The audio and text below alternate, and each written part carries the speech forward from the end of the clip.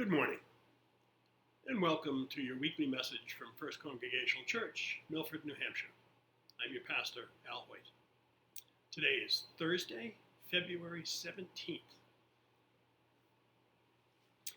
So, there's a lot going on at the church, but before I read all the upcoming things, I just want to ask you to keep Adriana George in your prayers. She's having surgery today on her broken foot, and she will be laid up for about 6 weeks. So she's a strong girl, and she's going to go through it just fine, I'm sure. But let's keep her in our prayers.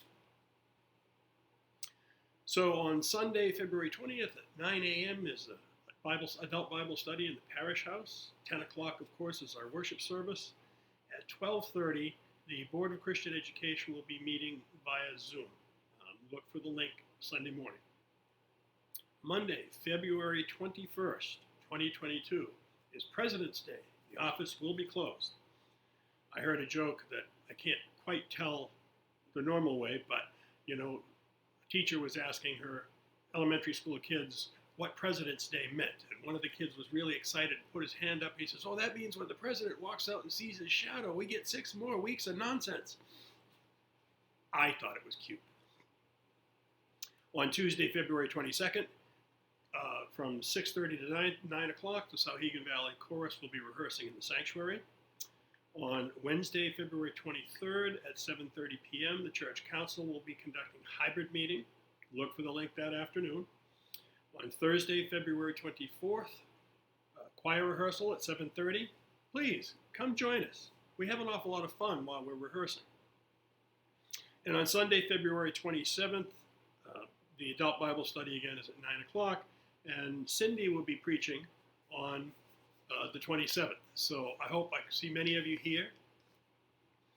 And at 11:15, after Cindy preaches, after the worship service, the church teaching committee will meet with Cindy in my office. So I have been doing a lot of research this week. I was doing a presentation for the Rotary Club on the history of this church and its relationship to the town of Milford. And I knew some of it, I knew little bits and chunks of it, but now that I've spent some time really researching it, it really is remarkable what this church is to the town and what the town is to the church. Most of you know that the town was built around the church. The church was originally, the meeting house was originally Eagle Hall, and it was located right in the middle of what's now the Oval, right about where the bandstand was. I did not realize until recently, though, that in 1833, the church offered to buy Eagle Hall from the town for $500. Now, in 1833, $500 was a lot of money. But learning some of the different things about the church has been really fascinating. That the original parsonage, for example, was torn down in 1946, but it wasn't until 1963 that they actually graded and paved the parking lot. Before they did that, there was a little building there called the Scout House, which the Boy Scouts and Girl Scouts used. That little building was moved down to the field on Nashua Street and is still called the Boy Scout House. There was another little small house on the property right next to where the Historical Society is now.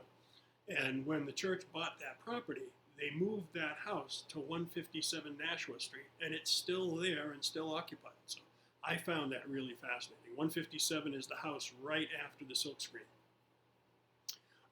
So there's an awful lot of fascinating history. In 1850, the church presented the town with a bill for flowage, and it is believed that that is when Railroad Pond, the dam was built that created Railroad Pond. So, but there's no real hard information in the church records of that. I have the original church clerk's records from both 1788 on, and right up until 1832 when it became the First Congregational Society. And the society formed, and the reason the church ended up being built on this property was because the separation of church and state had become really, really, really a big issue. And people were objecting to paying taxes that were then going to a church that wasn't their church. Because from 1788 to 1832, you paid the taxes to the town, and the town paid the church according to its enrollment. And because there were more churches forming in the 1800s, that's when the society was formed so that they could legally raise money. And in the church records, the pledges are not called pledges until the beginning of the 19th century, or actually beginning of the 20th century. Up until the beginning of the 20th century, pledges were called taxes. In the clerk's book, it records each person's tax due, and also each person's tax paid. So it's very fascinating stuff. We have the history room upstairs, and Bonnie Gondola is just a wonderful resource. She helped me immensely in this presentation that I'm doing about the whole connection between the town and the church. The parish house was a center of much activity in town, and it still is, whether you realize it or not. Of course, the pandemic has really put a crimp on everything, but it really is remarkable the number of groups that use the parish house regularly, between Scouts, the Ledgewood Association's annual meeting, the Milford Garden Club meets here, the AA groups. There's all kinds of things there. We've done projects with Meals on Wheels here, all kinds of things going on. Recently the Rotary Club, because the community house was closed down, we met for a couple of weeks at the parish house. And of course they contributed to the church for that.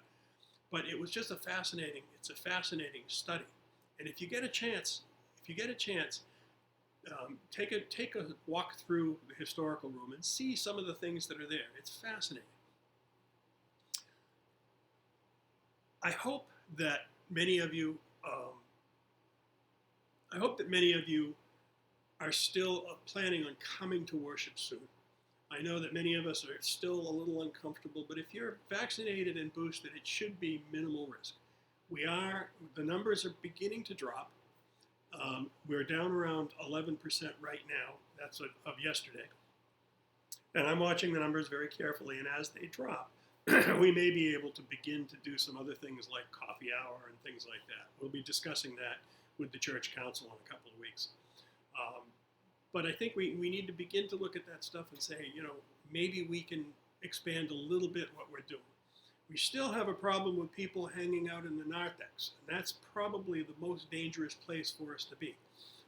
When worship is over, people are wanting to socialize and everything.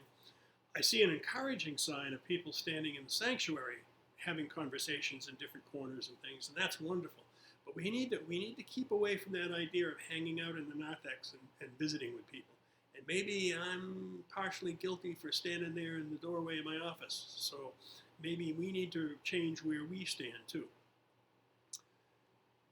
With that, please join me in the Lord's Prayer. Our Father, who art in heaven, hallowed be thy name. Thy kingdom come, thy will be done on earth as it is in heaven. Give us this day our daily bread, and forgive us our trespasses, as we forgive those who trespass against us. And lead us not into temptation, but deliver us from evil. For thine is the kingdom, and the power, and the glory forever. Amen. I hope you are managing to stay warm.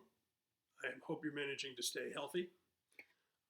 Until we meet again, take good care of yourself. Take good care of each other. And God bless you.